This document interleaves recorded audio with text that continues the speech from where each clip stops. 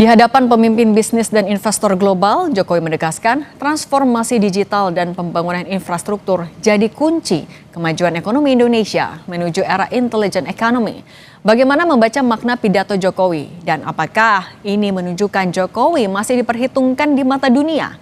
Kita bahas bersama pengamat politik sekaligus Direktur Eksekutif Carta Politika Yunarto Wijaya dan Valdo Maldini, politisi PSI. Selamat petang semua.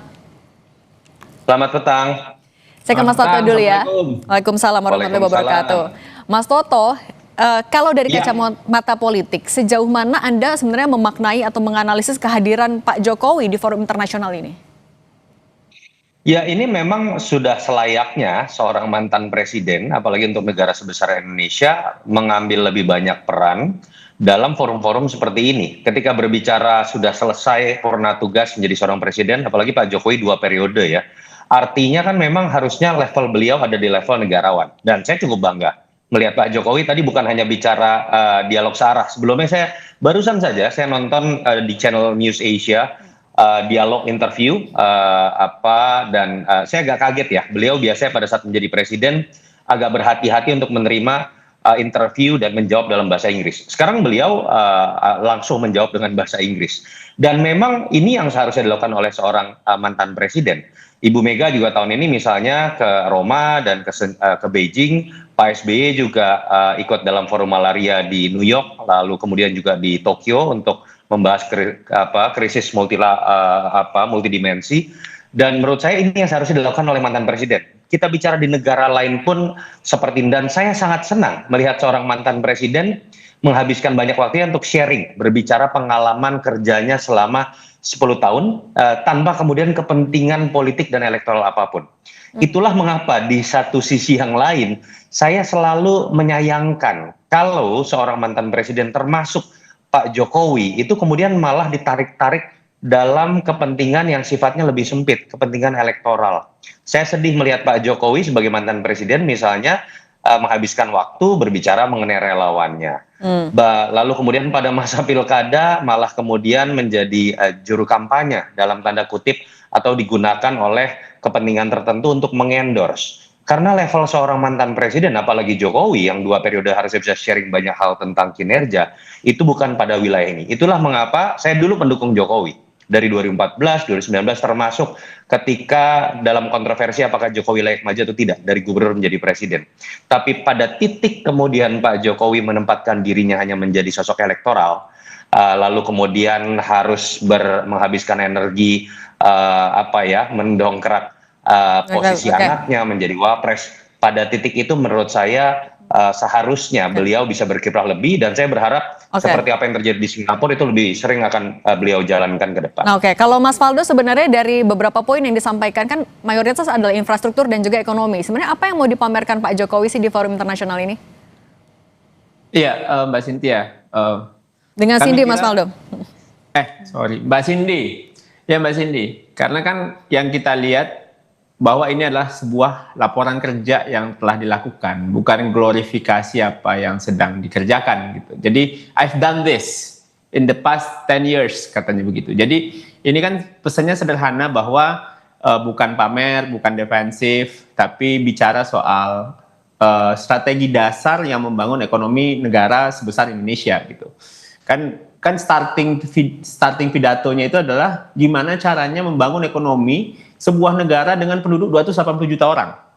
Nah, itulah yang harus dijawab oleh presiden yang ada di Indonesia, dan kami kira apa yang disampaikan Pak Pak Jokowi adalah membangun fondasi terlebih dahulu gitu. Kan dia juga presiden ke-7 kan sebutannya. Kan nggak ada mantan presiden ya Mas Toto ya. Bu Mega pun presiden ke-5 gitu. Jadi ini sangat masuk akal membangun fondasi dulu, karena tanpa jalan, tanpa pelabuhan, tanpa listrik, tanpa internet, nggak ada tuh tadi bicara digital, ekonomi, startup tumbuh, QRIS dan sebagainya. Jadi memang kita lihat apabila mengacu ke beberapa negara-negara lain, Mbak, itu juga dilakukan oleh negara yang teknologinya maju, ekonominya maju, seperti Korea, Tiongkok, Singapura gitu. Emang membangun kondisi fisik dulu, infrastruktur sebelum kita ngomong teknologi. Nah, dalam 10 tahun itu Pak Jokowi melakukan pembangunan itu secara cepat, termasuk keluar dari krisis COVID yang juga sempat membuat ekonomi kita melambat. Jadi Di sisi lain, ini adalah sebuah upaya yang keren kami kira ya karena beliau yang diundang. Nah, kalau soal elektoral, nantilah Mas Toto. Nah, oke, Kita kalau baik-baik kata Pak Cindy. nah, kalau gitu tapi Mas Toto, ada dampaknya nggak ke dinamika politik domestik ketika Pak Jokowi masih memberikan pidato di forum internasional? Anda melihat Pak Jokowi masih menjaga relevansinya?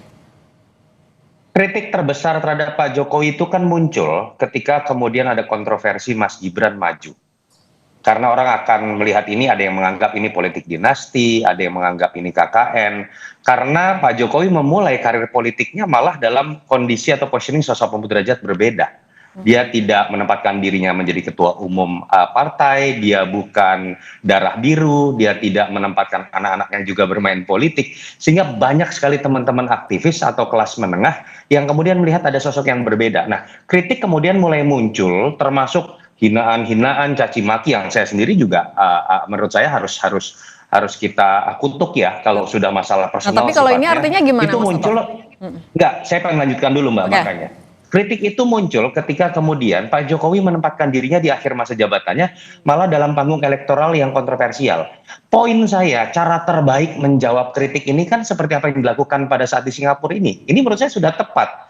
Jadi saya berharap Pak Jokowi sering melakukan kegiatan seperti ini, bicara sebagai seorang statesman, negarawan, dan kemudian makin menarik diri dari situasi politik elektoral yang menempatkan beliau memang akan selalu sulit. Kenapa? Anaknya masih jadi wakil presiden.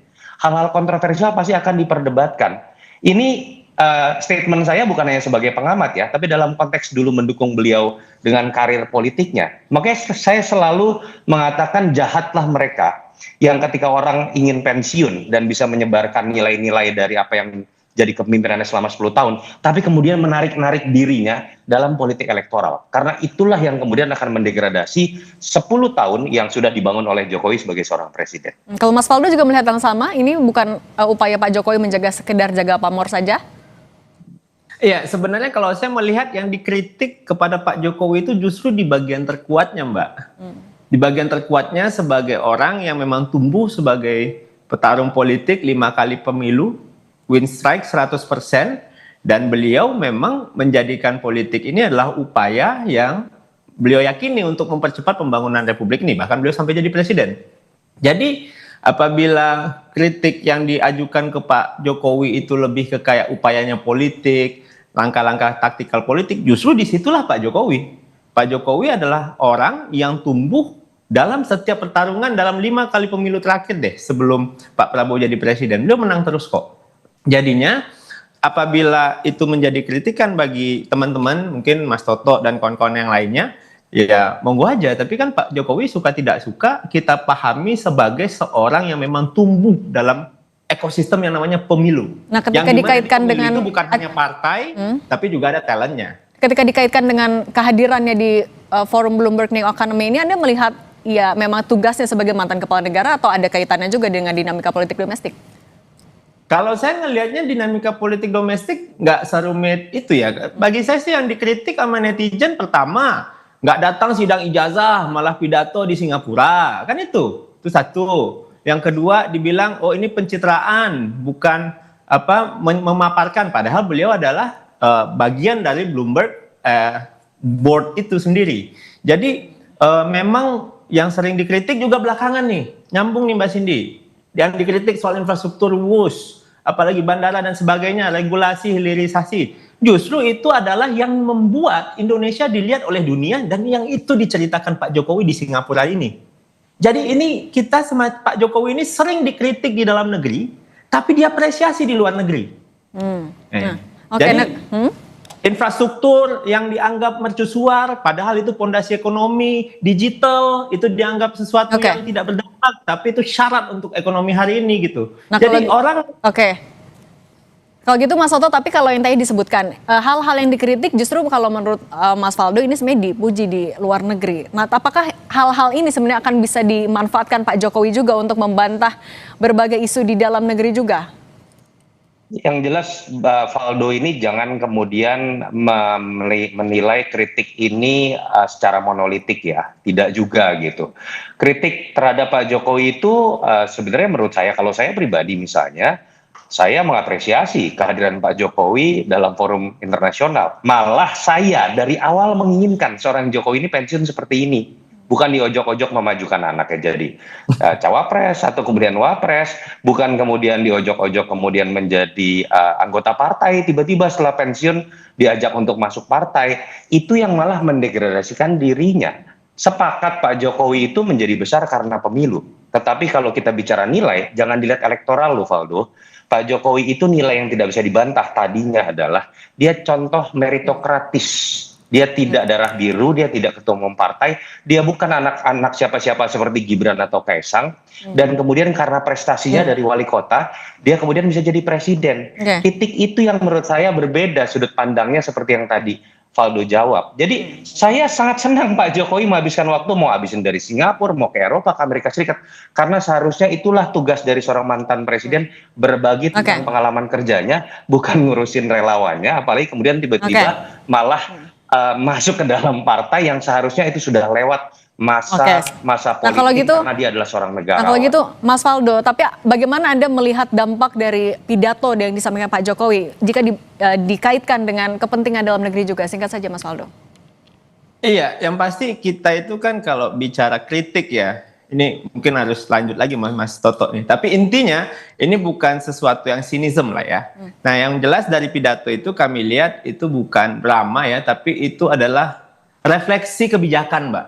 Policy reflection lah yang dilakukan oleh Pak Jokowi, dan saya kira betul bangsa ini butuh banyak percakapan yang rasional seperti apa yang disampaikan oleh Pak Jokowi. Jadi mending kita bahas apa yang sudah dibangun, apa yang sudah dikerjakan, dan itu menjadi inspirasi bagi orang-orang di luar negeri. Nah, sementara memang banyak kritikan terhadap Pak Jokowi, termasuk yang dari Mas Toto dan kawan-kawan terkait upaya dan langkah politik Pak Jokowi, ya kita jangan sampai juga menghakimi Pak Jokowi dengan standar yang kita miliki gitu loh. Karena Pak Jokowi memang manusia politik yang tumbuh dalam pemilu, bisa jadi dia tidak bergabung dengan partainya sebelumnya ya nggak masalah, tapi beliau punya kebebasan untuk itu. Kira-kira segala sesuatu jangan dikaitkan secara elektoral, itu aja Valdo. Kita sedang berbicara mengenai nilai yang harusnya disebar oleh seorang mantan presiden, dan jangan rendahkan beliau hanya selalu bicara konstelasi elektoral. Oh tidak soal elektoral saja, tapi tentang Anda selalu kaitkan dengan elektoral dan pemilu. Saya tidak berbicara itu. Langkah politiknya dan juga itu di luar partainya sebelumnya, paling gitu. Itu Anda bicara elektoral lagi, kita bicara nilai. Kalau gitu. Mas Valdo Maldini, politisi PSI, dan Mas Yunarto Wijaya, Direktur Eksekutif Carta Politika, terima kasih sudah berbagi pandangan di Kompas Petang. Sehat selalu semuanya.